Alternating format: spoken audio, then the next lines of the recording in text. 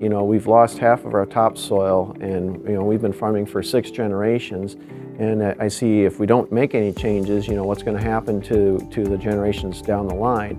We have more people to feed on this planet, and so we need to maintain our productivity and stop that downward decline in our soil productivity. So I'm hoping with the cover crops and improving our soil health as well as the fertility is to boost the productivity of our farm for future generations.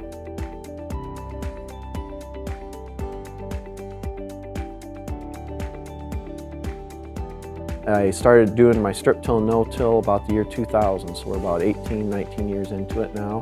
And then with our cover crops, we started that in 2012, so for the 2013 growing season. The cover crops, one of the biggest benefits as well as with our no-till is we see a lot of earthworm middens, and so we're actually improving the water infiltration on our farm. So our part of the state's a prairie pothole part of the state, and so if we did normal tillage, what happens is we get a lot of runoff down into those potholes, and it would actually drown out our crops. So my idea was that if I could get more water to sink in where it falls, that'll make those potholes smaller, and hopefully the water would be able to dissipate fast enough so that we save the crop.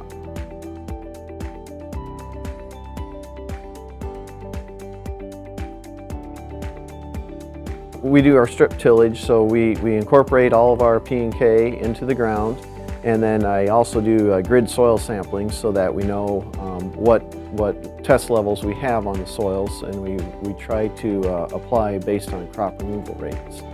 And then for the corn, we take our soil nitrate test in the spring, and we adjust our nitrogen rates for side dressing based on those nitrate tests. And then at the end of the year, we'll actually pull a fall stalk sample where we measure an 8-inch stalk sample and find out how many nitrates are left in that stalk to kind of give us a report card based on our year.